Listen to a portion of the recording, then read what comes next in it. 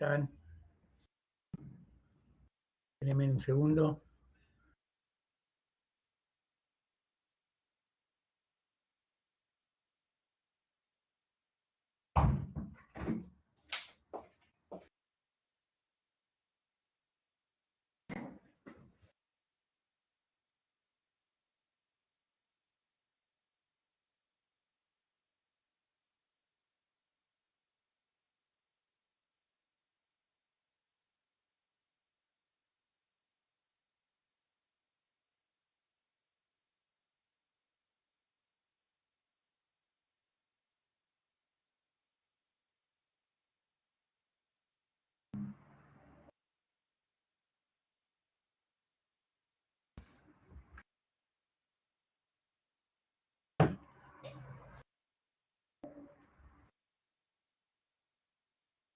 Hola, buenas tardes. ¿Cómo estás, Francesca? ¿Me escuchás? ¿Me escucha?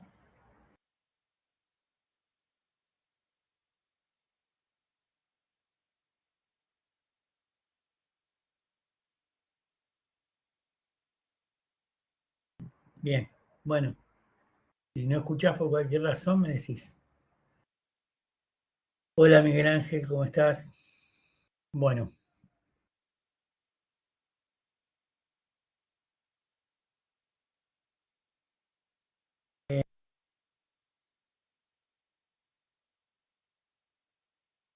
alguno de error, pero bueno,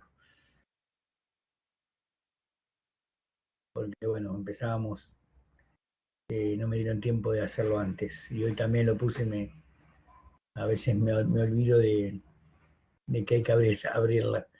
Así que bueno, pido disculpas por eso. Pero igual ya saben que todos los lunes a este horario, 18:30, tenemos la convocatoria por 2 horas y media. Es, bueno, pusieron obligatorias el encuentro sincrónico todos los lunes con el horario fijo. Si hay algún problema en algún momento, lo iremos viendo sobre la marcha. Eh, yo el otro día eh, había puesto, mejor dicho, había hablado un poco de eh, el trabajo de la dirección, digamos, como bien dice la asignatura, alta dirección y estrategia empresaria, tiene que ver con justamente las decisiones que toma la alta gerencia, ¿no? En este caso, la dirección de las organizaciones, de cualquier organización.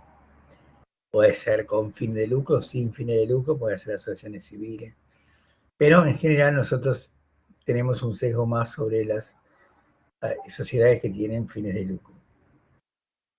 Eh, Hablamos un poco de qué es una decisión, cómo se toman las decisiones, el proceso de decisión. Si alguno tiene alguna pregunta sobre eso, bueno, me pregunta. Si no, y lo mismo con lo que voy a hablar, si hay alguna pregunta para hacerme, me, me- me la hacen, me interrumpen y me la hacen, me la escriben por acá o me la dicen con el parlante, digamos, con el micrófono. Para hablar, obviamente tienen que desmutearlo porque está muteado eh, el micrófono. Yo voy a retomar un poco ya no con el proceso decisorio, porque eso ya lo vimos la otra vez y lo dejé grabado, sino vamos a empezar un poco eh, tampoco con las decisiones de racionalidad acotada o racionalidad, porque eso también lo vimos. Voy a empezar con el papel de la intuición, que creo que algo habíamos hablado, pero bueno, retomo de nuevo con esto porque eh, me parece interesante. Eh, si hay alguna pregunta, me la hacen. El papel de la intuición en la toma de decisiones, digamos, cuando uno tiene una toma de decisiones intuitiva, puede complementar la toma de decisiones racional, digamos, ¿no? Eh, y también la racional limitada. antes que cualquier decisión que pueda tomar un gerente que tuvo experiencia sobre un tipo similar de problema o de situación, frecuentemente puede actuar con más rapidez con un tipo, digamos, con lo que parece ser una información limitada, gracias a la experiencia que tuvo anteriormente. Es decir, cuando ya tuvo alguna situación que es parecida a la que tiene que tomar ahora, bueno, de alguna forma la intuición hace que pueda decidir de una forma u la otra. No quiere decir que esto lo podamos utilizar siempre, ni que tampoco nos va a dar resultado, pero tenemos un elemento probabilístico que pueda suceder de acuerdo a usando la intuición de lo que ya nos pasó en otra oportunidad.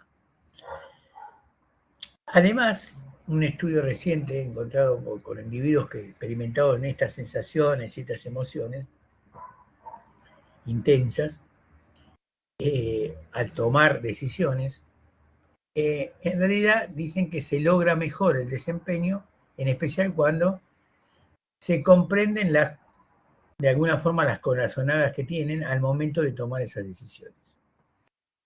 La antigua creencia que los gerentes debían ignorar las emociones para tomar decisiones puede que no sea lo mejor o el mejor consejo, digamos. Entonces, para de alguna forma soslayar esto o verlo, tendríamos que ver qué tipo de decisiones comprenden la intuición, ¿no? Entonces, cuando nosotros tenemos un proceso de decisión que lo vamos a hacer a través de la intuición, o usando la intuición que tenemos decisiones que están... ¿Por qué tenemos la intuición? Primero porque hay una decisión basada en la experiencia, es decir, que el gerente toma la decisión porque tuvo una situación parecida anteriormente.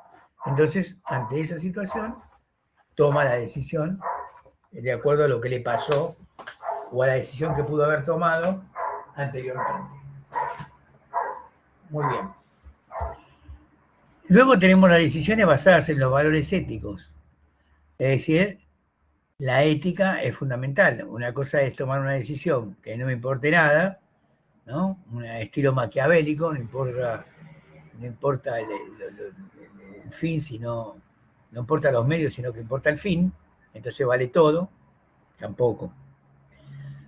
Los procesos mentales inconscientes también juegan en la intuición, digamos, ¿no? Porque a veces el inconsciente resuelve algo, ¿por qué? Porque está ahí alojado, porque en algún momento nos pasó algo parecido. Luego tenemos la intuición o las decisiones tomadas por los afectos. Bueno, acá los que tienen los gerentes que toman esas decisiones están basados en sentimientos y emociones. Acá quiero hacer un apartado, digamos. Si bien se pueden tomar decisiones por afectos, no es lo más recomendable, digamos, ¿no? Porque hay un autor que dice que no midas con... no trates de medir las decisiones con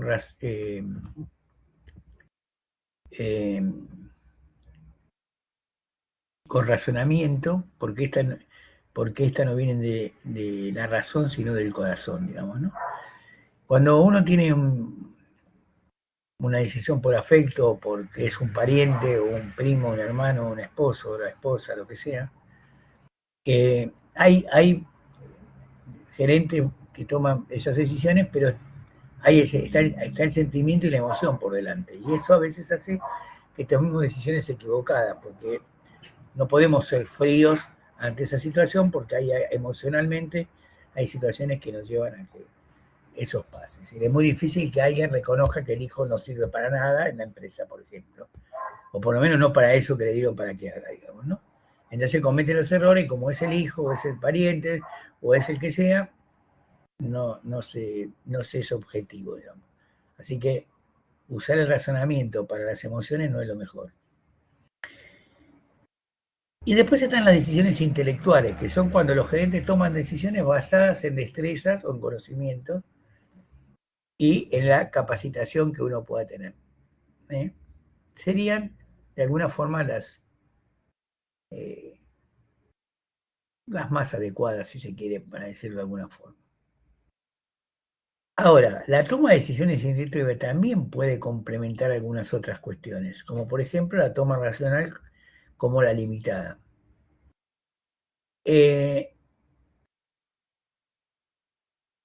Ante todo, un gerente que tuvo una experiencia con un tipo similar de decisión, la probabilidad es que obviamente suceda, tiene una probabilidad más alta que si nunca le pasó eso y tiene que tomar una decisión.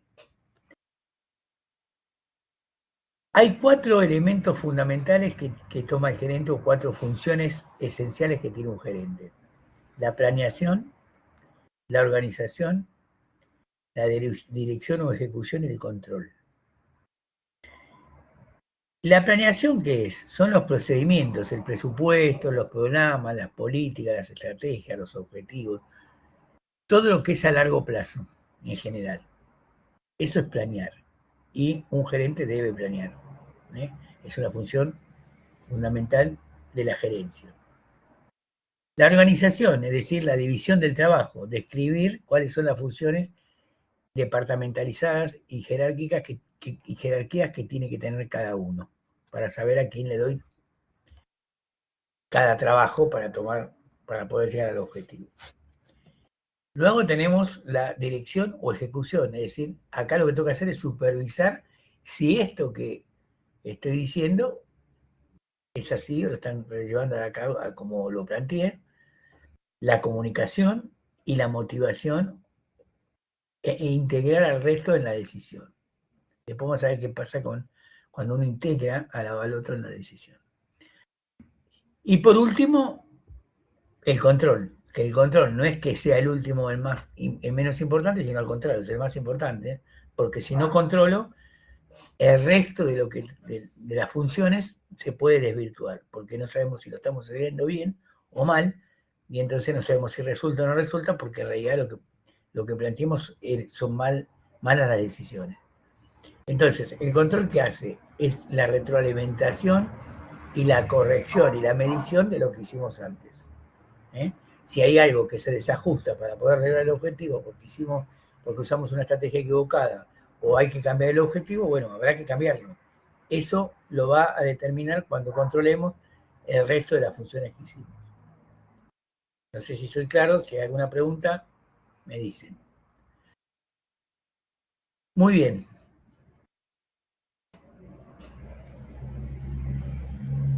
Dentro de las decisiones tenemos clases y problemas de decisiones. Cuando hablamos de clases y problemas de decisiones, estamos hablando de problemas estructurados o programados y problemas o decisiones no programadas. Podríamos incluir una tercera opción que sería semi-programadas, pero bueno, nos vamos a quedar por ahora con esas dos.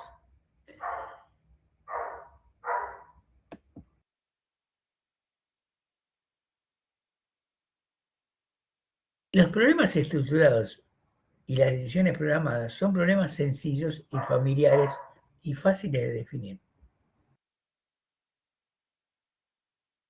Porque nos llevan a tomar una decisión programada, es decir, repetida.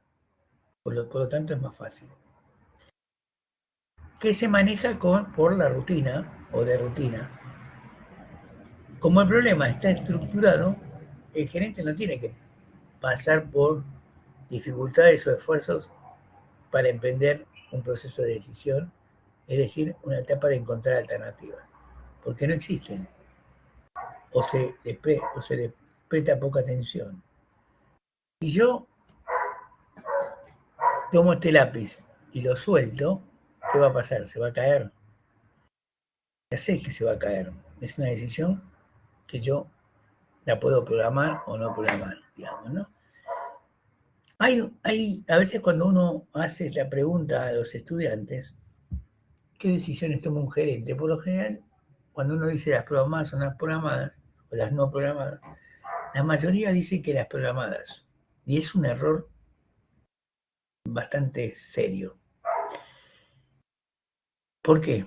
Porque es cierto que el gerente puede tomar decisiones programadas, pero en realidad el grueso de las decisiones que toma un gerente son no programadas. Porque ¿para qué va a gastar el tiempo en un individuo de alto rango, en una organización donde se le paga un montón de dinero, para que tome decisiones que la puede tomar un empleado con mucho menos nivel y que le cuesta menos? No tiene ningún sentido hacerle perder el tiempo a un gerente a tomar decisiones que fácilmente la podría tomar un operario. Por ejemplo, no sé, tener un stock mínimo con un programa que cuando llego al stock mínimo automáticamente se dispara una orden de compra y compro porque si no después me quedo sin stock para producir. Eso es algo que no hace falta que lo diga el gerente. Se pone un programa donde cuando llega tanto se compra tanta cantidad y se acabó el tema. Porque sabemos que lo necesitamos permanentemente. Ahora, si yo tengo que hacer o eh, diseñar una estrategia para competir bien digo, para competir con un competidor que sacó un producto nuevo, eso sí es una decisión puramente de un gerente de alto rango. ¿Por qué? Porque tengo que hacer una estrategia que no la tenía pensada. Yo no sabía que mi competidor iba a sacar un producto nuevo. O mejoró el que tenía o lo que sea. ¿Se entiende esto? Entonces, el grueso de las decisiones no programadas se toman en la alta gerencia. Los que toman las programadas son los que están más abajo en el nivel jerárquico. Empleado, niveles medios, el que se quiera. No quiere decir que no pueda tomar programadas también el gerente, pero no es lo más aconsejable. ¿Y por qué se toman estas decisiones programadas? Porque cuando se define el problema que está estructurado, la solución es evidente, por lo que se reduce en pocas alternativas conocidas y esas alternativas ya se probaron que funcionan. Entonces las puedo tener tranquilamente programadas. Para esto, cuando el gerente, digamos, recurre a una decisión programada, toma tres versiones: el procedimiento, la regla y la política. Cuando toma ¿el procedimiento qué es? Es un conjunto de pasos sucesivos para responder a un problema que está estructurado. ¿Mm? La única dificultad real que tiene este procedimiento, es identificar cuál es el problema. Pero cuando lo identifiqué, se aclara el procedimiento. Si yo no puedo identificar bien el problema, lo más probable es que utilice un procedimiento desadecuado, una regla desadecuada, una política desadecuada. Así que es muy importante el diagnóstico. El diagnóstico es lo más importante que tiene un gerente para resolver. Cuando resuelve el problema, o cuando tiene claro cuál es el problema, que parece fácil, pero no es fácil. A veces no, nosotros creemos que el problema es uno y no es otro. ¿Sí? Entonces, procedimiento, el primer punto. La regla. La regla es o las reglas son una declaración explícita de lo que puede o no pueden hacer los gerentes. Las reglas son frecuentes y son constantes, porque son fáciles de seguirlas. O sea, yo pongo una regla y la sigo, lo único que tengo que hacer es cumplirla. En la Argentina es bastante difícil que se cumplan las reglas, ¿no? Somos bastante desordenados en ese aspecto, pero las reglas se deberían cumplir. Y las reglas nos pueden gustar o no, pero hay que cumplirlas. Si no nos gusta, tenemos que ver cuál es la posibilidad de ver si podemos cambiar la regla, pero no cumplirla. Es como la ley. Hay un montón de leyes que nosotros podemos no estar de acuerdo, pero mientras tanto no tenemos que cumplir. En todo caso, se propondrá ver cómo se puede cambiar. ¿Se entiende? Porque si no, estaríamos en una situación ilegal, porque estamos fuera de la ley. No importa si es buena o mala la ley, hay que cumplirla, porque alguien la aprobó. Después se verá si tiene un perjuicio y no cumple con lo que, para lo cual fue el espíritu de la ley, se cambiará. La regla sucede igual. Las políticas. Las políticas son normas para la toma de decisiones. A diferencia de las reglas, una política, ¿qué hace? Establece parámetros generales que para quien decide más que es más para quien decide que para aclarar si se debe o no hacer. Entonces, tenemos procedimientos, tenemos reglas, tenemos políticas. Entonces, esto todo cuando la decisión es programada y cuando tenemos problemas con estructurados. ¿Qué pasa cuando los problemas están sin estructurar y las decisiones sin programar o no programadas?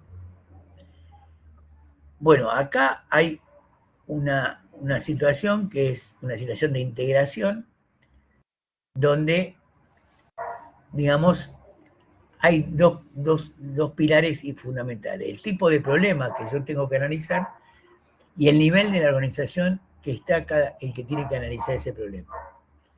Si yo estoy en un nivel superior, como dije antes, voy a tomar decisiones sin programar. Si estoy en un nivel, eh, en una organización sin estructura, con poca estructura, voy a tener que tomar decisiones programadas.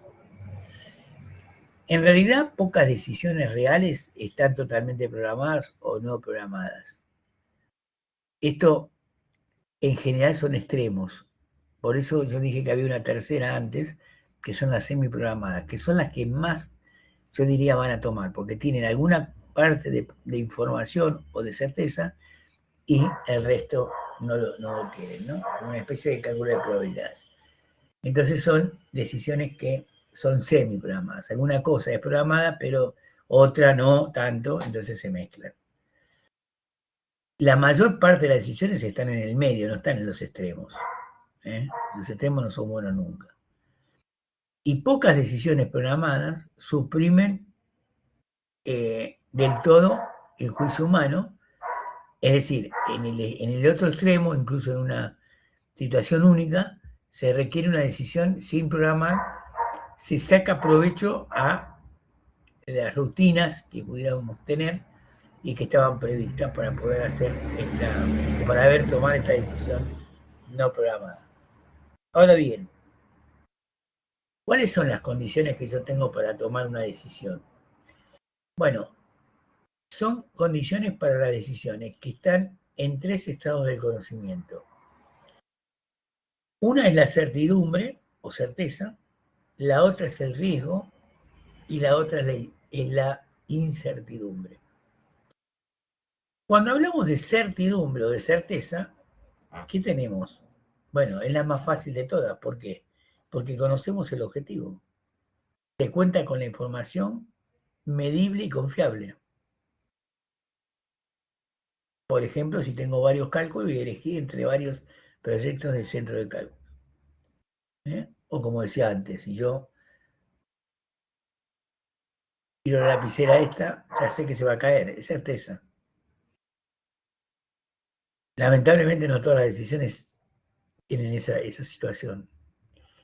Entonces, ¿qué se me puede presentar? Se me puede presentar que yo la lapicera la pongo acá en el dedo equilibrado y depende de cómo la ponga, ahí por ejemplo se quedó, pero si muevo el dedo, se cae. Ahí en qué estoy, en qué situación estoy. Estoy en riesgo. No es posible prever con certeza el resultado de las alternativas que tengo. Pero se cuenta con información, es decir, no puede estimarse sobre probabilidades de ocurrencia. Es decir, puedo tener 50-50, 80-20 o 70-30 de que ocurra o de que no ocurra. Es mejor que la incertidumbre, pero es peor que la certeza. Está como en un punto medio. Depende de la probabilidad que tenga, va a ser la certeza o no que tenga en la decisión. Ahora, la peor de todas es cuando yo estoy en la situación de incertidumbre.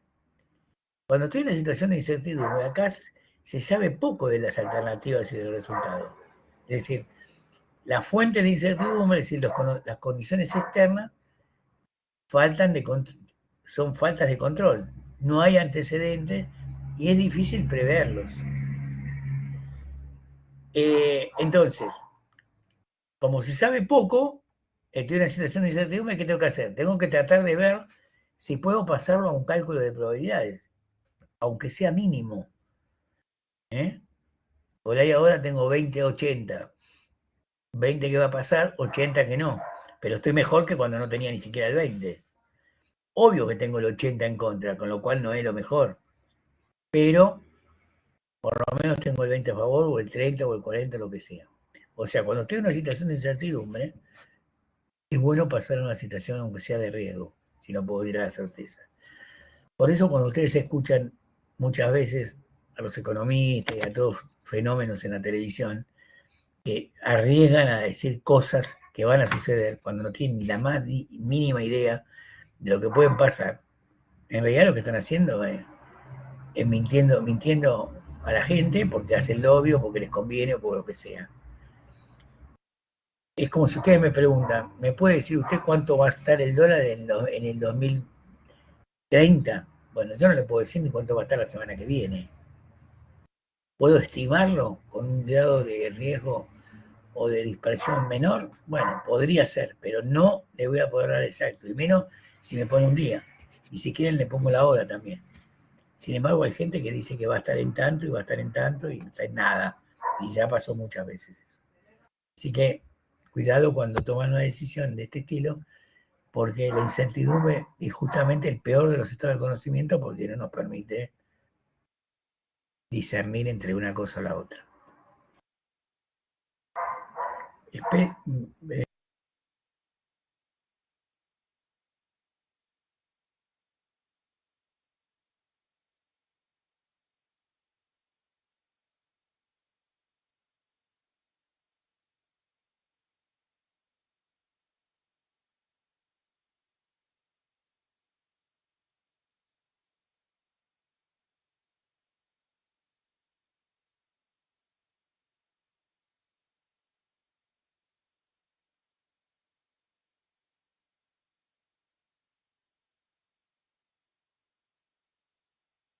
Tenía la mascota que estaba ladrando y no la puedo, y no tengo no me están andando bien los micrófonos para no los probé, pero entonces ladraba y se escucha todo y no me deja concentrarme.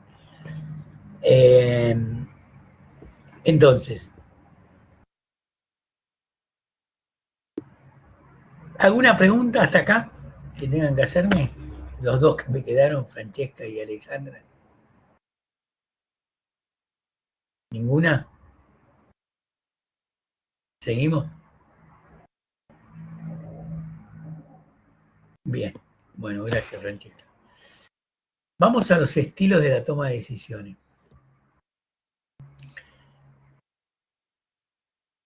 El primer estilo de toma de decisiones tiene que ver con el estilo directivo.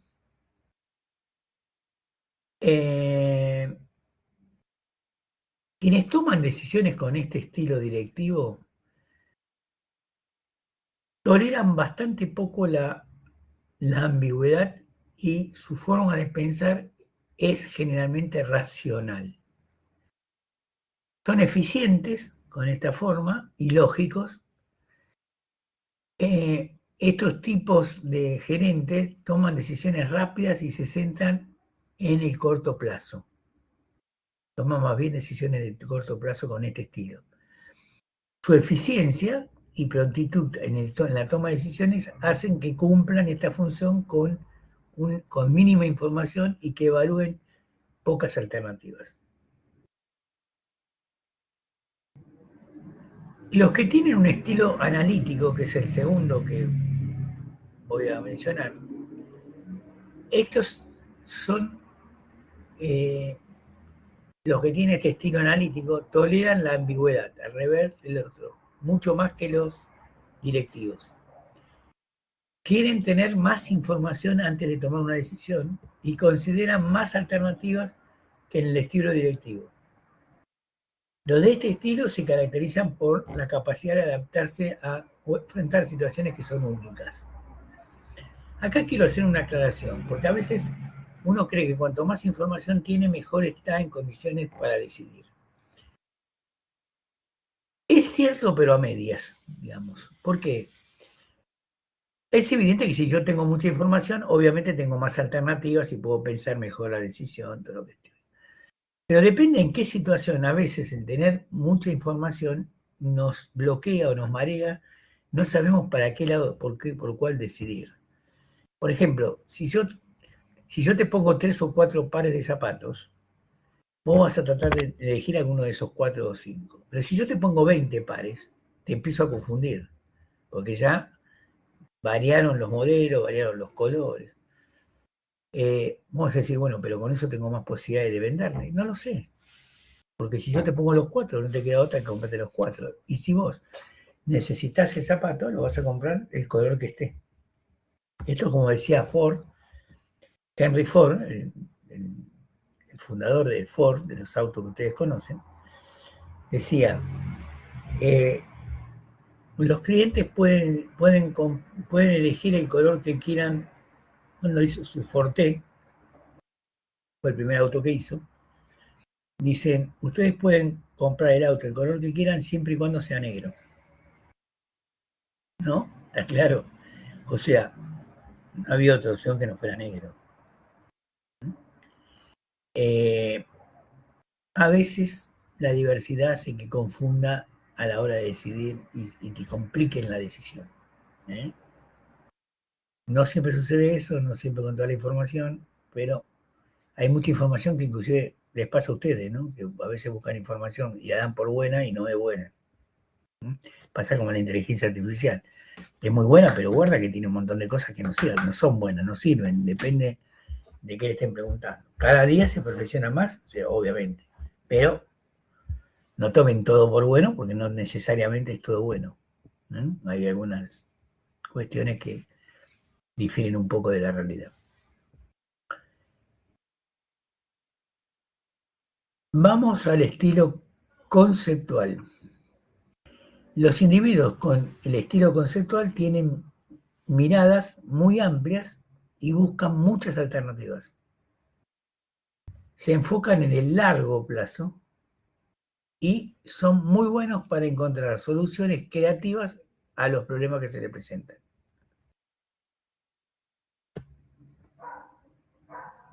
El último enfoque es el conductual, que los que toman decisiones con este estilo conductual trabajan bien con los demás, se interesan por los logros de los otros,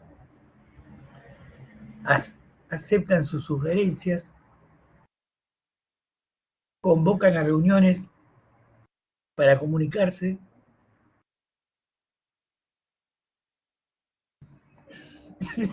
aunque,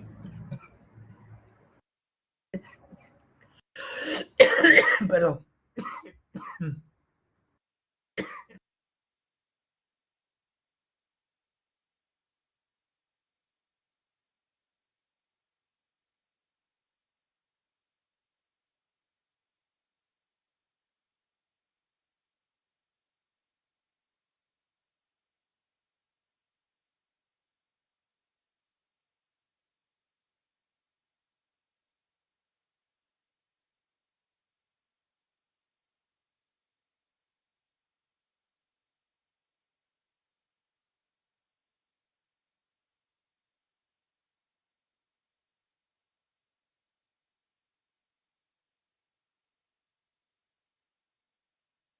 me agarró una tos y no podía parar de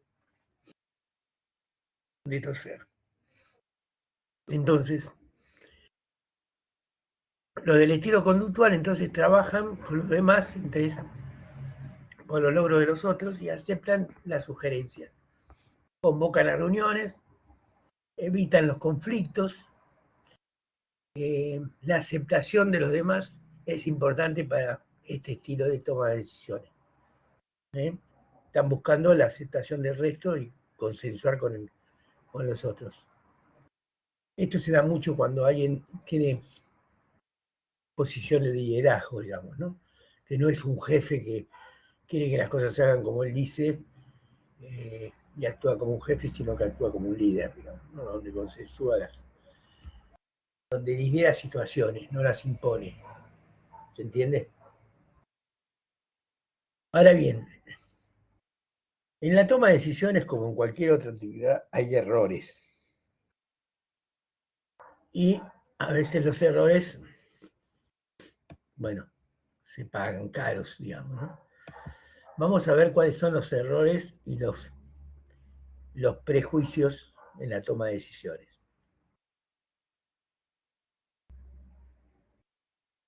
Un error es el exceso de confianza. Bueno, lo voy a enumerar todo y después en todo caso lo voy explicando.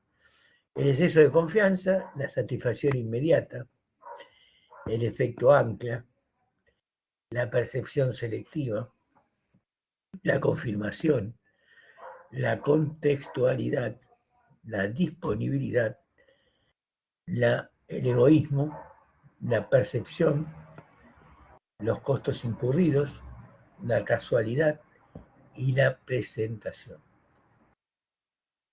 Creo que son 12 errores y perjuicios comunes en las decisiones que toman los gerentes. Cuando los que deciden piensan y saben más de lo que en realidad saben o tienen, vieron que a veces parecería que superan mucho y no saben nada, o saben poco, o las opiniones son exageradamente positivas. El error es el exceso de confianza. Es decir, si tienen mucha confianza, que no está mal que tengan confianza, pero cuando hay un exceso, como cualquier cosa que tiene exceso, empieza a colapsar, digamos, ¿no? Porque se montan en eso y empiezan a cometer errores. Otro error fundamental es el de la satisfacción inmediata. Es lo que cuando los gerentes buscan los beneficios instantáneos y evitan costos inmediatos. Saltean procesos y después tienen problemas porque obviamente cuando usted saltea algo empieza a tener dificultades. Todo tiene un tiempo y un proceso para realizarse. Para las personas que tienen estas situaciones, las opciones que tienen son resultados rápidos, o que quieren, mejor dicho, son resultados rápidos, son más atractivas que las otras. El efecto ancla, que es otro de los prejuicios que tienen, ocurre cuando los que deciden se quedan fijos o fijados en la información inicial como punto de partida y no se adaptan a ningún cambio que se produzca. Y ustedes saben que las cosas no son rígidas. Por ahí algo funcionó, pero en un momento empieza a cambiar o se cambió y a veces hasta totalmente. Por lo tanto, si usted ancla eso y lo deja arraigado ahí en el tiempo, lo va a probar que tenga problemas. Y eso es un prejuicio.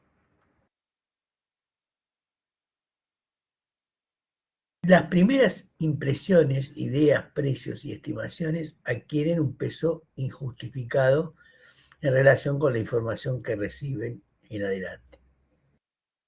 Cuando los gerentes se organizan selectivamente e interpretan los acontecimientos de acuerdo con sus impresiones, y que estas impresiones son tergiversadas, es decir, que muestran lo que se llama un prejuicio o de percepción selectiva.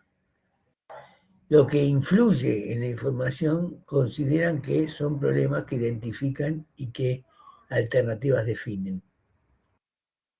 Los gerentes que buscan información que reafirma sus elecciones anteriores ignoran que contradice sus juicios y exhiben un perjuicio que lo podríamos llamar como perjuicio de confirmación. Estas personas aceptan sin más la información que confirma sus ideas preconcebidas. Esto es algo que nos pasa comúnmente a la gente común. Cuando alguien está esperando que le digan algo de lo que está pensando. Entonces, si le dicen algo que está pensando, cree que con eso está suficiente. A lo mejor el otro se equivoca igual que usted, pero como le dijo lo mismo que usted pensaba, lo quiere, ¿no? Como pasa con un montón de cuestiones, con la política, con lo que sea. Y en este caso, se confirma que las ideas preconcebidas se muestran que no hay ideas preconcebidas y que se muestran críticos y escépticos a la información que arroja dudas sobre esas ideas. El error de la conceptualización ocurre cuando los que deciden eligen y subrayan ciertos aspectos de la situación, de una situación en el tiempo, que incluyen otros. Es decir, al llamar la atención sobre los espacios específicos de una situación y recalarlos, mientras que a la vez desestiman o omiten otros aspectos, distorsionan lo que se ve o que crean puntos de referencia incorrectos. Otro perjuicio, que es el perjuicio de la disponibilidad, ocurre cuando quienes deciden recuerdan los acontecimientos más recientes y que están más frescos en la memoria. El resultado, ¿qué es el resultado? Se altera su capacidad de recordar objetivamente y hacer estimaciones y juicios distorsionados.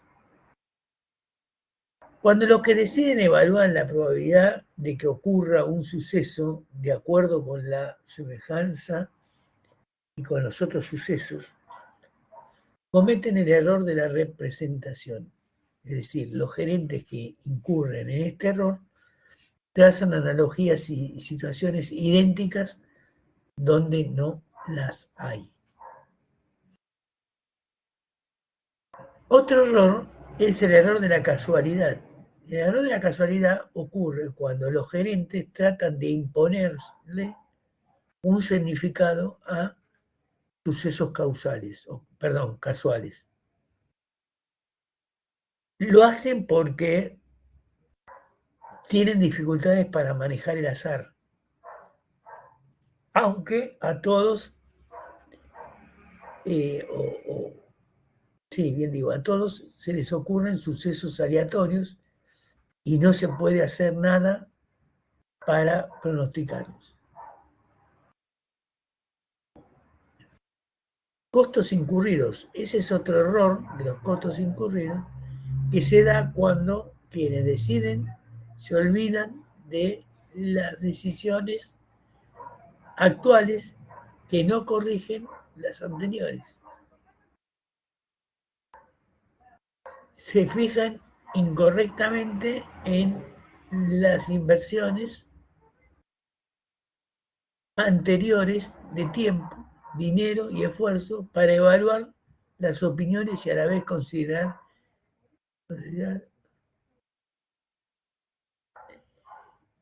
Entonces, se fijan incorrectamente esas inversiones que hice anteriormente en dinero y esfuerzo para evaluar las opciones que cada vez se consideran, o que en vez de considerar las repercusiones, en lugar de ignorar los costos incurridos, no deben olvidarlo los que toman las decisiones, que se apresuran para designar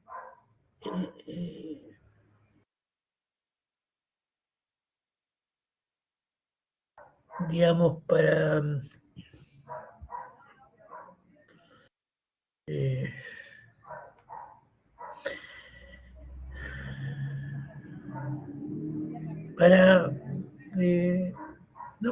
asignar o para asignarle el mérito por sus éxitos y culpar de sus fracasos a los factores externos.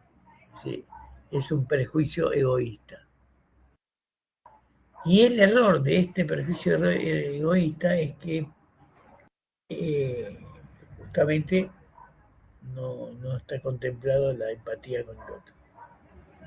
Por último, el error de la percepción retrospectiva es una tendencia, o es la tendencia de los gerentes a creer falsamente, después de conocer el resultado, que lo que habían pronosticado con buen tino no se está dando, no se va a dar. Ahora, la pregunta es, ¿cuándo pueden los gerentes evitar los efectos negativos de estos errores y perjuicios. Bueno, puede haber diversas respuestas. Yo voy a tratar de dar una que englobe lo mejor que se pueda. Lo principal es que estén conscientes de ellos y de que traten de no cometer esos errores. Además de esto, también deben prestar atención a cómo toman las decisiones, determinar qué método heurístico aplican y evaluar críticamente si es el apropiado. Por último, los gerentes deben recurrir a quienes los rodean para que los ayuden a identificar los puntos débiles de su estilo de toma de decisiones y tratar de mejorar esto que a veces producen decisiones equivocadas, digamos, ¿no? Todos los empresarios o todos los gerentes o todos tenemos puntos débiles y fuertes. Tenemos que tratar de que los débiles se hagan más fuertes y de los fuertes se mantengan fuertes y no se debiliten.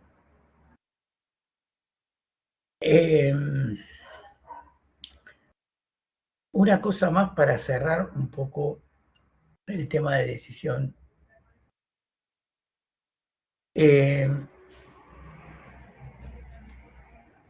Por la experiencia y por el tiempo,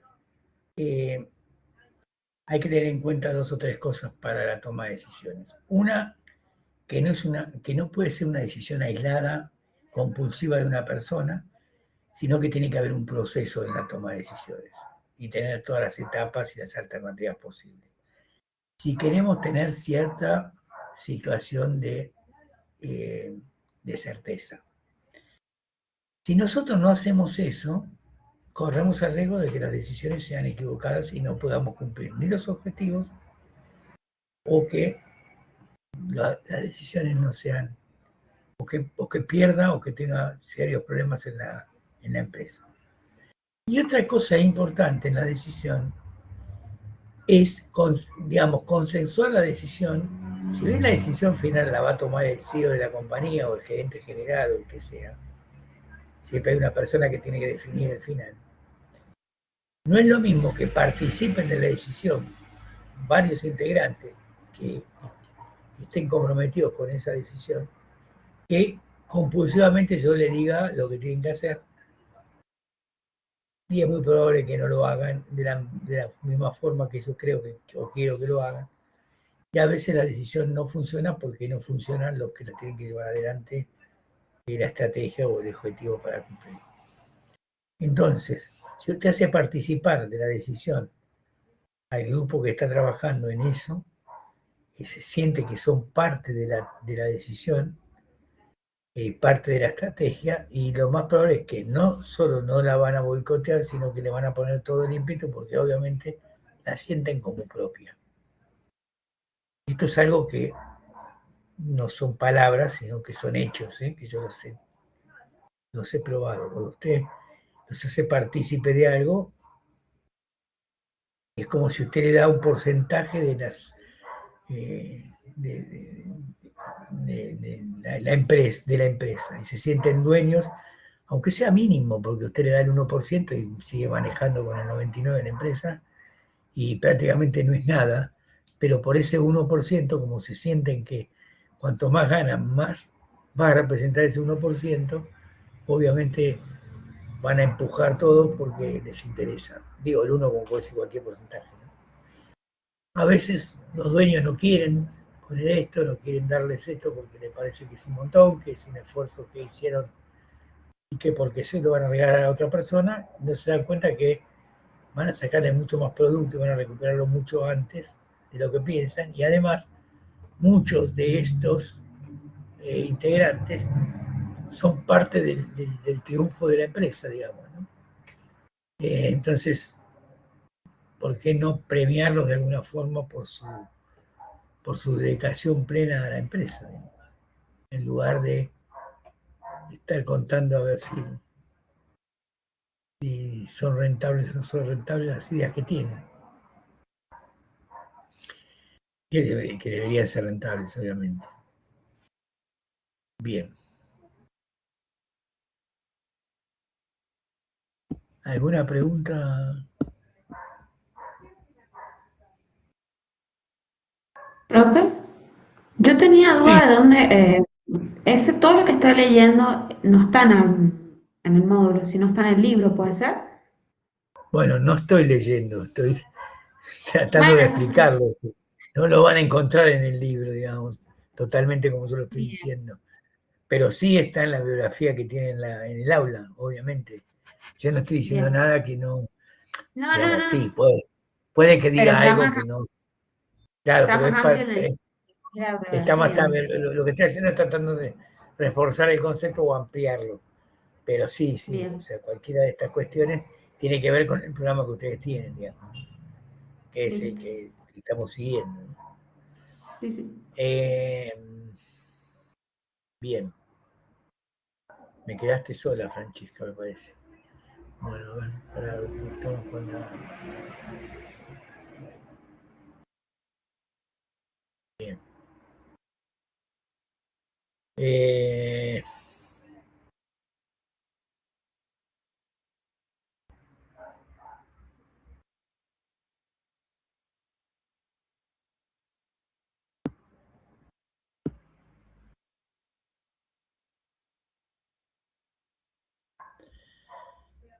bueno, yo no sé si esto está en otro módulo, el módulo 2. No recuerdo ahora, me parece que sí. Eh, pero vamos a empezar a ver un poquito la cultura organizacional, ¿no? Y vamos a hacer una cosa, como estamos más o menos en la mitad de la clase, vamos a parar unos minutos para que te despejes un poco y yo también, para no hacerlo tan aburrido 2 horas seguidas. Paremos 5 minutos más o menos eh, y retomamos con la cultura. Te dejo planteada una pregunta para que lo pienses y cuando volvamos lo discutimos, qué es la cultura organizacional, ¿no? O sea, 2 preguntas te voy a proponer. Una que es la cultura y la otra es si nosotros podemos cambiar la cultura de una organización o es la organización la que cambia o modifica nuestra cultura. Ambas cosas. Si yo puedo modificar o cambiar parte de la cultura que tiene una organización de muchos años, o es la organización la que cambia la forma o mi cultura o me la transforma. Y que es una cultura organizacional. ¿Te parece? Lo mismo a Jorge que se incorpora ahora. Paramos 5 minutos, a lo sumo 10, y retomamos y cerramos con esta parte de cultura. ¿Les parece? ¿Eh? ¿Sí? ¿Qué tal, Bien. profe? Gracias por haberme venido. Ok, Bueno, entonces paramos 5 o 10 minutos y seguimos. ¿Eh? excelente.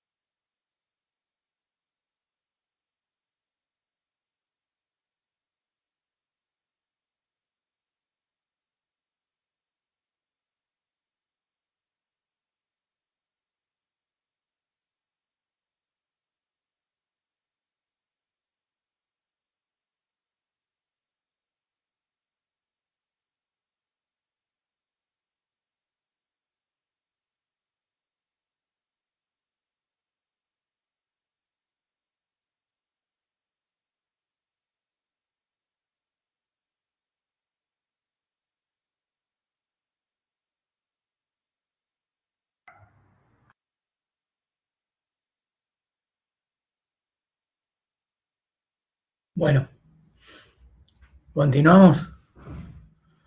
Bueno, había dejado planteada una pregunta. ¿Qué es la cultura organizacional? Si alguno de ustedes dos quiere decirme algo. Y si la otra pregunta era si nosotros podemos cambiar la cultura de una organización o transformarla, o es la organización la que transforma y cambia nuestra cultura. ¿Alguien tiene alguna opinión sobre el tema? Antes que yo dé la mía. Sí, te escucho. Para mí la cultura son como es la personalidad de la empresa, que incluye los valores, las creencias. Muy ¿Va por bien. ahí? Los ritos, las costumbres. Eso mismo. ¿Y la podemos cambiar eso? Y para mí depende mucho también de los empleados. O sea, lo cambian los directivos, pero también depende del cambio cultural, no sé. Bien. ¿Y ellos pueden cambiar, hacer que nosotros cambiemos la cultura que tenemos, las empresas que tenemos nosotros personalmente?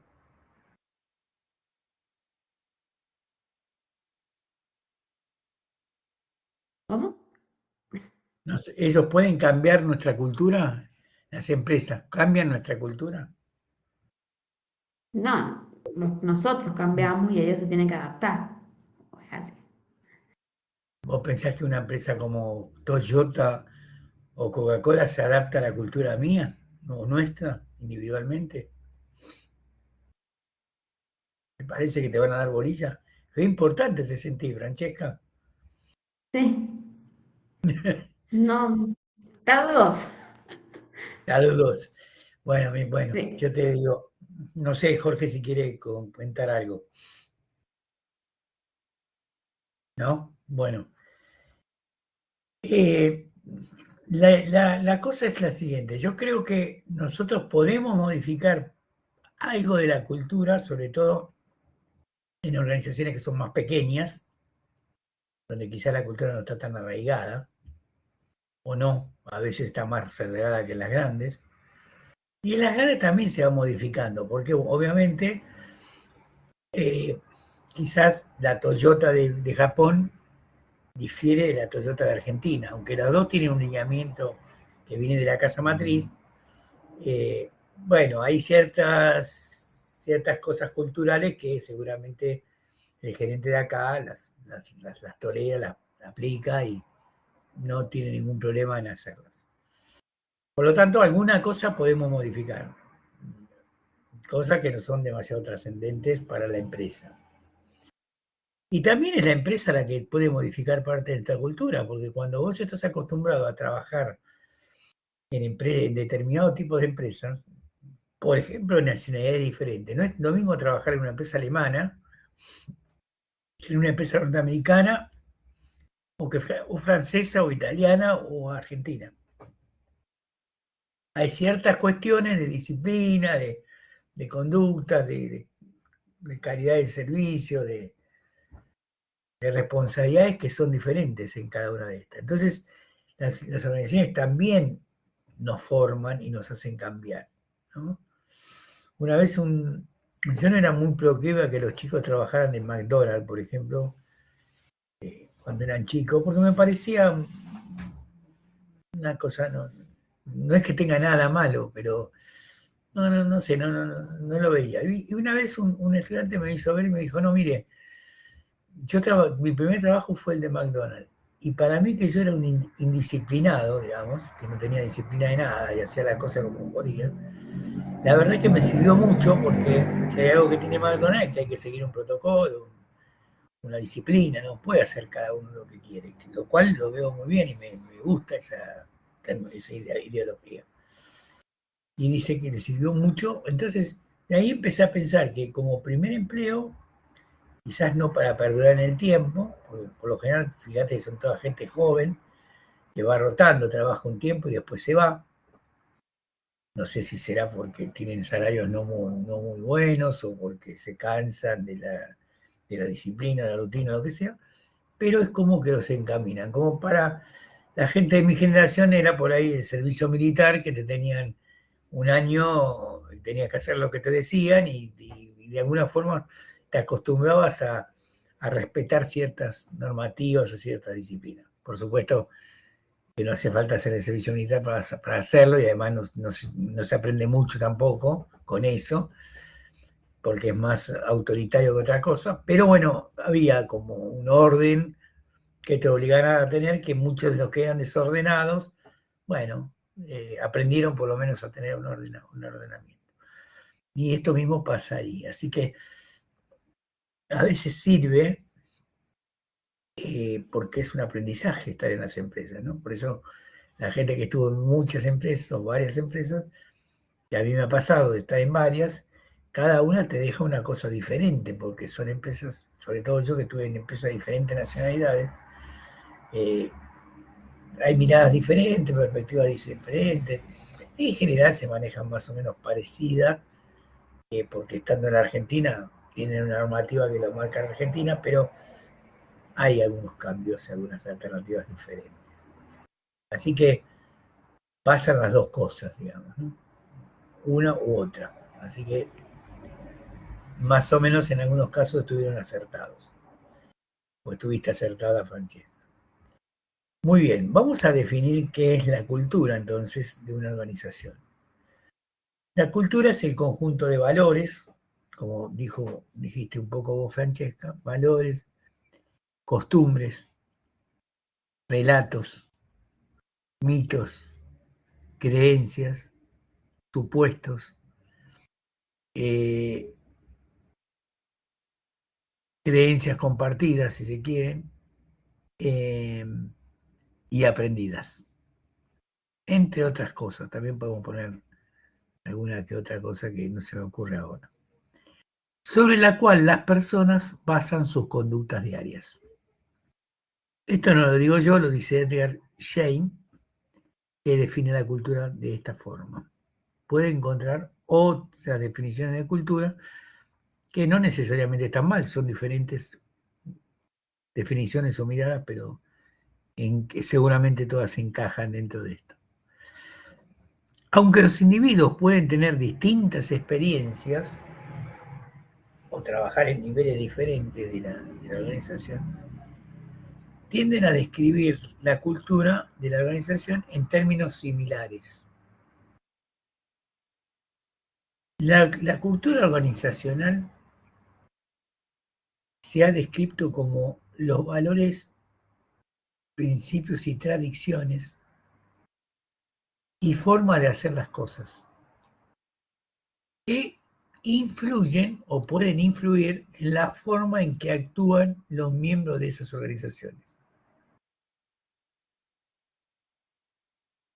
En la mayoría de los casos, en la mayoría de las organizaciones, estos valores y prácticas compartidas han evolucionado a través del tiempo y también, de alguna medida o en gran medida, determinaron cómo se hacen las cosas en cada organización o en la organización, o cómo deberían hacerse las cosas. Esta definición de cultura implica tres cosas fundamentales o tres aspectos fundamentales. La percepción, que no es algo que pueda tocarse o verse físicamente, pero que los empleados la perciben según lo que experimentan dentro de una organización. Yo percibo que pueda pasar la cosa, no es que lo estoy tocando. Ustedes, una clase, perciben tal cosa o aprenden tal cosa, no la pueden tocar las palabras que yo digo. ¿Se entiende? El segundo punto es la cultura organizacional, es descripta, o es descriptiva, mejor dicho, y tiene que ver con cómo se perciben o cómo perciben los miembros de la cultura, los miembros, mejor dicho, cómo perciben los miembros la cultura, no con si les gusta o no les gusta, No pasa por si les gusta o no les gusta, sino pasa en cómo la perciben a esa cultura. Después podemos ver si les gusta o no les gusta. Es un dato menor. Lo importante es cómo la perciben ellos. Y por último, aunque los individuos puedan tener distintas experiencias o trabajar en niveles diferentes de la organización, tienden a describir a la cultura en términos similares. No importa en qué área está, la cultura es para toda la organización, es una sola. ¿Sí? Con varios aspectos, pero al final es una sola. Entonces, podríamos describir a la organización mediante 7 dimensiones que nos da la idea general de lo que la cultura de la organización es. Frecuentemente, en muchas de las dimensiones, o en una dimensión cultural, se enfatiza mucho sobre o más que en otras y básicamente forma la personalidad de la compañía y cómo trabajan esos miembros. Por ejemplo, en algunas organizaciones el enfoque está en la innovación de productos, es decir, innovar y arriesgarse. La empresa vive y respira el desarrollo de nuevos productos y el comportamiento de los empleados, es decir, apoya ese objetivo. Por el contrario, hay empresas que han hecho que los empleados sean parte central de la cultura y la orientación hacia la gente de esa cultura. Ahora bien, ¿esto a qué nos lleva? Nos lleva a que hay ciertas características de la cultura de una organización. Lo que podríamos decir, las dimensiones de la cultura. Y estas características de la cultura tiene o presenta diferentes situaciones. Las enumero y después las explico. Una sería atención a los detalles, es decir, ser minucioso en los detalles que tengo. La otra sería orientación hacia los resultados. La otra sería orientación hacia las personas. Orientación hacia los equipos, innovación y riesgos, estabilidad y energía. Estas son características de la cultura. Vamos a ver a qué nos referimos con cada una de estas. Cuando hablamos y decimos atención a los detalles, estamos diciendo que ¿qué se espera que los empleados den con nuestra capacidad de atención o que den muestra de capacidad, análisis, atención a los detalles? Es decir, yo espero que estén en los detalles, no estén en, bueno, lo hice y salió como cualquier cosa, no. O sea, minuciosamente ver cómo puedo lograr que el producto o lo que sea mejore. Sí, estoy pendiente del detalle. La otra es la orientación hacia los resultados, es decir, cuando los gerentes se centran en los resultados más que en la manera de alcanzarlos. Lamentablemente tengo que decirle que uno por ahí debería ver el proceso y no el resultado. Pero lamentablemente tengo que decir que si usted tiene un proceso bárbaro, pero los resultados no son los esperados, tiene poca vida la organización. Porque las empresas miden resultados. Están para ganar dinero, no están para hacer beneficencia. Entonces, es como si ustedes me dicen, mire, yo estudié toda la noche, me quedé toda la noche estudiando, pero no aprueba el examen. Entonces, usted va a decir, pero mire, yo me quedé toda la noche. O sea, el proceso fue bueno. Usted se quedó, se preocupó, estuvo, pero no fue suficiente. Porque a la hora del resultado usted no lo tuvo. Si no lo tuvo, ¿cómo voy a evaluar? Por lo que usted estudió, pero si no puede reflejarlo, algo no está funcionando. O estudió mal, o se quedó dormido, o vaya a saber qué pasó. ¿Se entiende? Entonces, lamentablemente los resultados es lo que mandan. Si usted no tiene resultados, no dura en ningún lugar. Es así de fácil. Si yo, como docente, no hago que los estudiantes aprendan, y ninguno aprende nada, no me van a sostener, voy a tener poca vida, digamos. Más allá que depende parte de lo que ustedes hagan, también depende de la motivación que yo genere. Por lo tanto, no tengo resultado, me echan.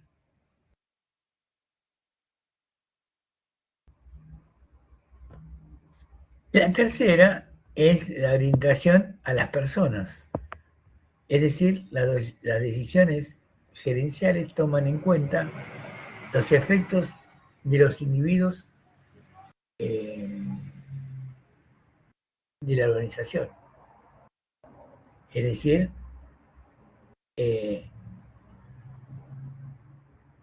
cuando la organización está orientada hacia los individuos, en realidad las organizaciones modernas y que van a perdurar en el tiempo y son las que están valoradas y tienen valor, son las que se ocupan del capital humano o del recurso humano, como quieran llamar. La tecnología es importante, pero eso se puede adquirir. En cambio, tener recurso humano o capital humano en la empresa no es fácil de lograr. Lleva mucho tiempo y mucho costo. Por lo tanto, a diferencia de los resultados, acá lo que yo pongo el ojo es en los individuos que tengo en la organización. Y después lograré los resultados. El otro punto tiene que ver con la orientación a los equipos, es decir, cuando el trabajo de la organización se organiza en equipos más que en los individuos. Esto es algo que se comenta mucho, se dice mucho, nosotros todos trabajamos en equipo, pero cuando uno va a la realidad y a la práctica, se da cuenta que hay poco trabajo en equipo. Que la mayoría es individualista, que no quiere decir lo que hace o lo que sabe, y es muy difícil hacer que trabajen en equipo. Y es fundamental el trabajo en equipo porque potencia cualquier actividad que usted haga. No es lo mismo una cabeza que piensa que 200 cabezas que están pensando. Hay una empresa que se llama 3M, que ustedes la conocen porque deben tener algún producto seguramente en su casa de eso, por ejemplo, la cinta Scotch, la cinta para pegar transparente, esa es de ¿cómo se llama? Ay, se me fue el nombre de la cabeza. De 3M. Las cintas que usan en los hospitales, la cinta blanca para pegar las vendas y eso. Las gasas son 3M. Y como eso hay un montón de productos. Entonces, ¿qué hace 3M? 3M tiene una política, o tenía por lo menos una política, donde todos los meses cada empleado de la organización tenía que proponer algo para cambiar, aunque sea muy pequeño, qué cambiaría o qué haría, qué propondría para mejorar la empresa. Por supuesto, el grueso de lo que decían no servía para nada, no se podía aplicar, no importa, pero eran, no sé, tenía 5.000 personas, eran 5.000 personas que estaban pensando en algo. Y además se los premiaba si salían entre los elegidos. Después se veía si se ponían en marcha o cuándo se ponían a poner, pero así surgieron algunos productos, como por ejemplo los papelitos esos que tienen adhesivos que se pegan para recordatorio de las cosas. Eso es un invento de un empleado, que se le ocurrió ponerle adhesivo porque veía que los papelitos se volaban, se perdían. Y se cansaron de vender eso y venden. Entonces, por mínimo que sea, se hace un emprendimiento que alcance. Entonces son muchas cabezas pensando, y no es lo mismo que piensen uno que piensen 20. Misber dice que, cuando hay una administración, lo habrán visto, que un cerebro no puede manejar tantas manos, digamos, ¿no? Entonces, si nosotros queremos que un cerebro piense todo de una organización, es muy difícil que eso suceda. Por lo tanto, varios cerebros pensando se tienen mejores resultados.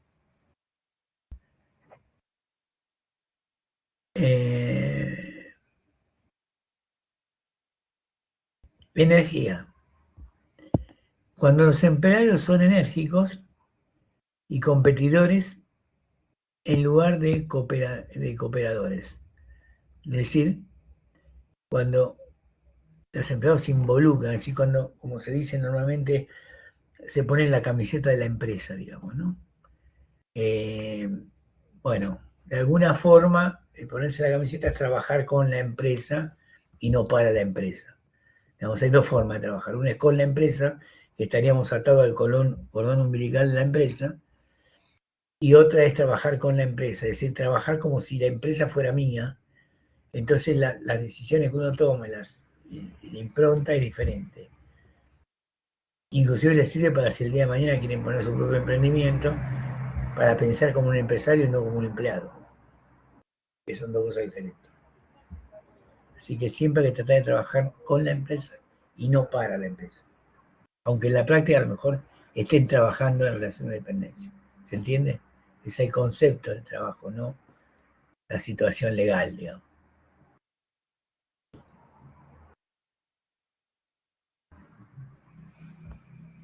Estabilidad, otra de las características. Cuando las decisiones y las actividades de la organización tienden al mantenimiento del status quo. Es decir, cuando no tengo una gran rotación, trato de mantener a las personas que tengo en la organización. Innovación y riesgos. Es cuando se alienta a los empleados a innovar y correr riesgo. Lo que hablábamos antes, lo que dije antes de 3M, el ejemplo ese encaja bien para esto que estoy diciendo, ¿no? Ahora bien,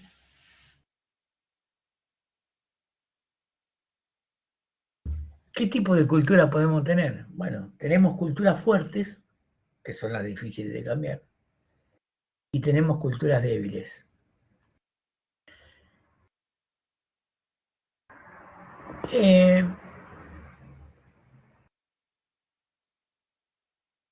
¿Qué características tienen estas culturas, las débiles y las fuertes? Primero, la primera característica es que tienen una autonomía individual. Esta autonomía individual en la cultura débil tiene dos características. La supervisión estrecha, que debería cumplirse, y el personal tiene poca libertad en su trabajo. Está como encorsetado. Eso es cuando la cultura es débil. Cuando la cultura es fuerte, hay un supervisor general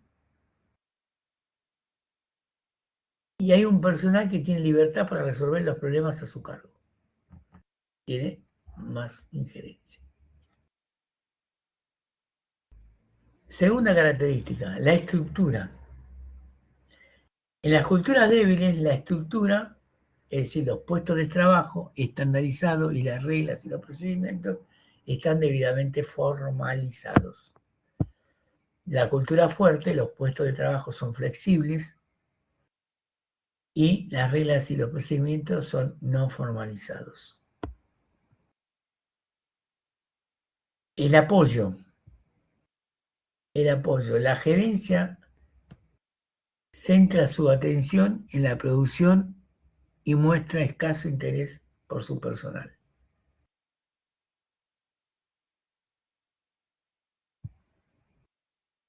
En la cultura fuerte, la gerencia muestra gran interés, ayuda y afabilidad por su personal. Otra característica es las recompensas al desempeño. En la cultura débil,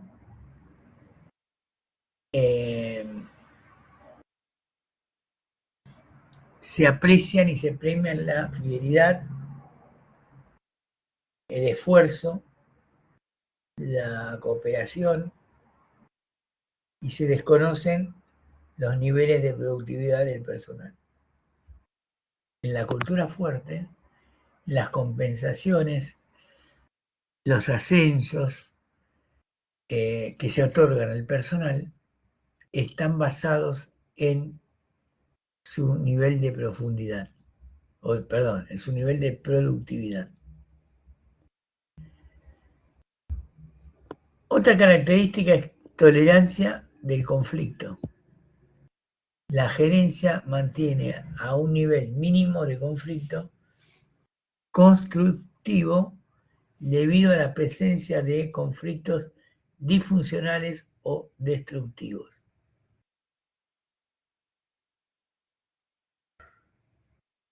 En la cultura fuerte, la gerencia intencionalmente aumenta la intensidad del conflicto funcional o constructivo lo suficientemente para que siga siendo viable y autocrítico y creativo. Y por última, la última característica, que es tolerancia al riesgo. En la cultura débil hay una baja propensión al riesgo, no se estimula al personal a ser innovador ni a asumir riesgos. En la cultura fuerte se eleva la propensión al riesgo, se alienta y se utiliza el talento creativo y el innovador del personal. ¿Se entiende? Muy bien. ¿Cómo afecta la cultura a los gerentes?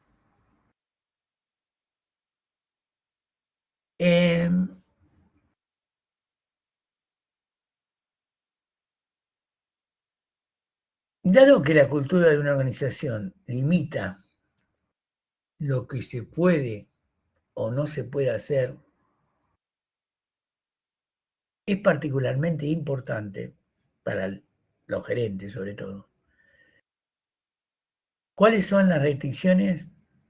O tales restricciones rara vez son explícitas y no están descritas, y es poco probable que sean habladas, pero ahí están, y todos los gerentes aprenden rápidamente a hacer, o sea, qué hacer y qué no hacer en una operación. Por ejemplo, no se encontrarán los siguientes valores escritos dentro de cada uno o corresponde a una organización real de alguna forma. Debe parecer ocupado aun cuando no lo esté. Si se toma riesgos y falla en alguno, pagará caro por ello.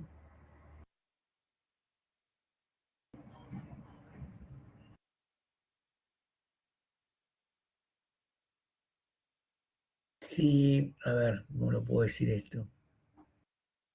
Bueno, voy a dar un ejemplo. Si no se encuentran valores escritos, pero cada uno corresponde a una organización real, entonces acá debe parecer ocupado aun cuando no lo esté.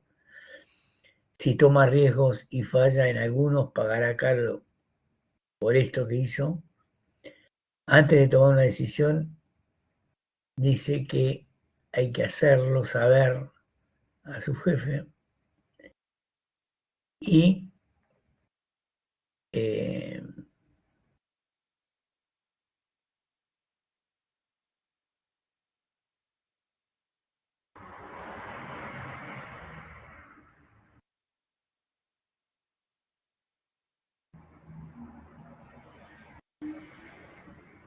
a ver cómo puedo seguir con esto. Dado que, como debe parecer ocupado aún cuando no lo esté, si toma riesgo y falla en algunos, es costoso para el que lo realiza, si falla. Y como dijimos antes de tomar una decisión, hay que hacerlo saber al jefe, que nunca se vea sorprendido por la decisión que tomamos. Fabricar productos tan buenos como lo de la competencia nos siga. Y lo que hizo triunfar en el pasado no hará triunfar en el futuro. Si quieren llegar a la cima, lo que deben hacer es trabajar en equipo, porque solo es muy difícil lograr. La relación entre los valores y el comportamiento de los gerentes es bastante directo.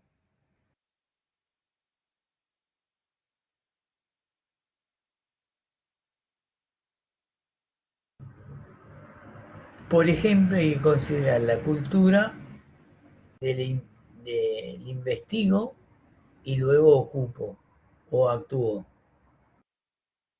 En una organización de este tipo, los gerentes estudian y alcanzan a fondo los proyectos,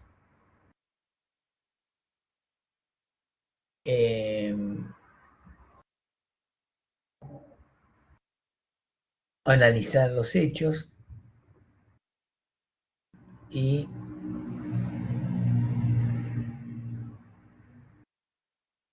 por otra parte, en una cultura que actúo y luego investigo, los gerentes entran en acción y luego analizan lo que pasó en el hecho. O bien digamos que la cultura de una organización apoya creencias que las utilidades deben aumentar a través de la reducción de costos y que lo mejor para los intereses de la mayoría, o de la compañía, mejor dicho, es lograr un aumento lento pero constante de las ganancias trimestrales. Es poco probable que los gerentes impulsen programas innovadores arriesgando a largo plazo y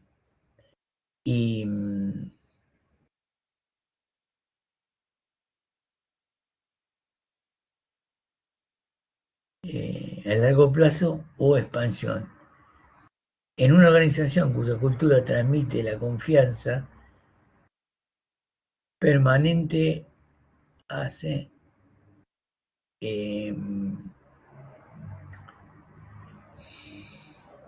¿cómo puedo decirlo?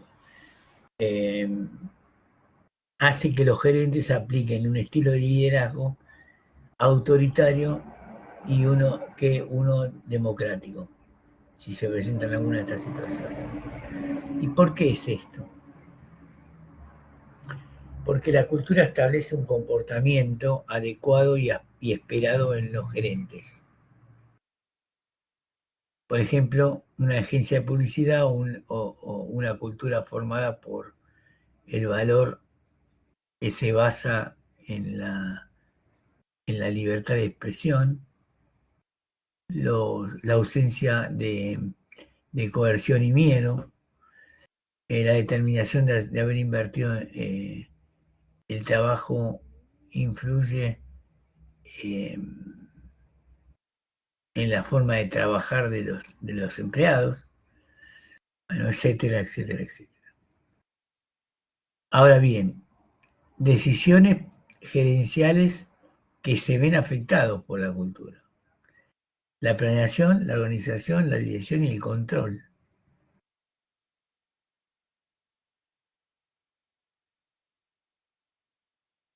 Las decisiones que se ven afectadas por la cultura, que son la planeación, ¿qué es la planeación? Ese grado de riesgo que debe considerarse en los planes.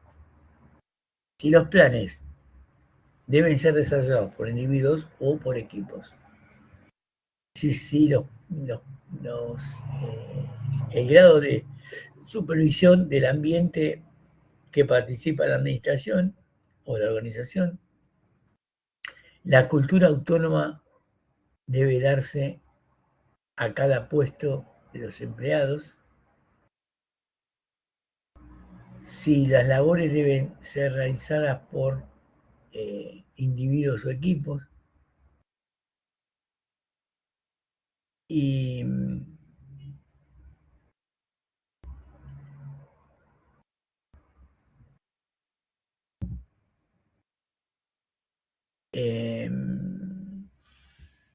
el grado de supervisión del ambiente en el que participa la administración, la organización, es decir, cuánta autonomía debe darse en cada puesto de los empleados, como dije antes, el grado de gerente de departamento que actúan entre sí, la dirección, es decir, el grado hacia donde los gerentes se ocupan de aumentar la satisfacción laboral de los empleados, qué estilo de liderazgo son los adecuados, establecer que es necesario eliminar si es necesario eliminar todos los desacuerdos, incluso si algunos son constructivos.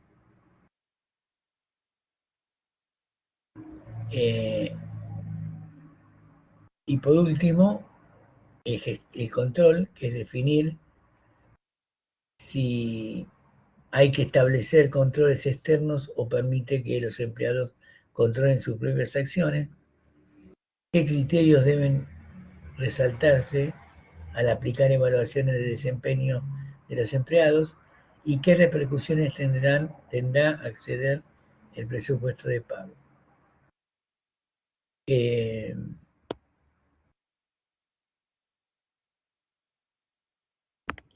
Bueno, un ejemplo podría ser, como dije antes, McDonald's, ejemplo, la cultura, que de alguna forma se posesiona como una cultura arraigada y que muchos toman en sus inicios laborales, digamos, y que como la empresa se nutre de muchos individuos muy jóvenes o que reciben su primer empleo, bueno, acá sucede que la cultura está muy arraigada y fuerte y obviamente influye sobre las generaciones que comprobaron, que digamos, que llevan adelante esto en las distintas funciones de planeación, organización, difusión, dirección y control.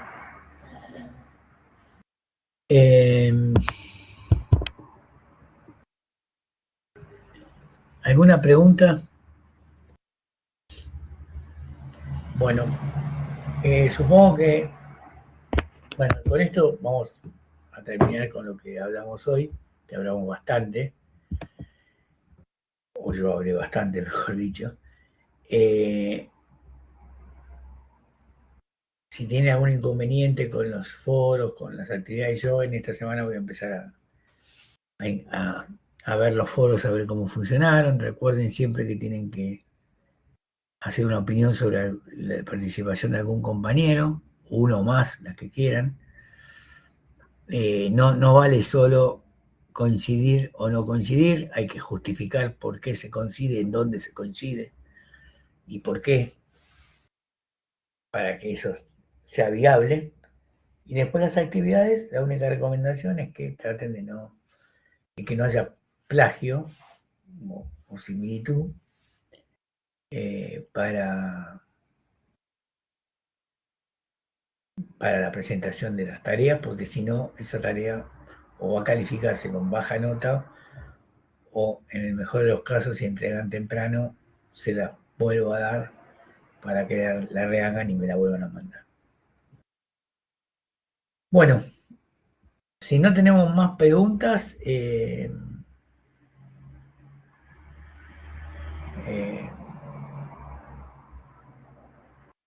podemos concluir acá. ¿Qué otras preguntas puede haber? Lo que sí les aconsejo es que vayan leyendo los módulos. En el primer mes por lo menos tendrían que tener el módulo 1 bien visto, para no atrasarse, obviamente. ¿Alguna pregunta que tengan?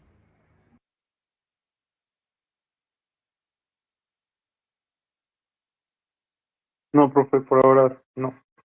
Bueno, bárbaro, entonces. Entonces, nos vemos el lunes próximo en, en el tercer Excelente. encuentro sincrónico. Bárbaro. Que anden bien, que tengan buena semana y cualquier duda me mandan un mail y me preguntan. Hasta luego. Hasta luego, gracias por estar. Gracias, Francesca.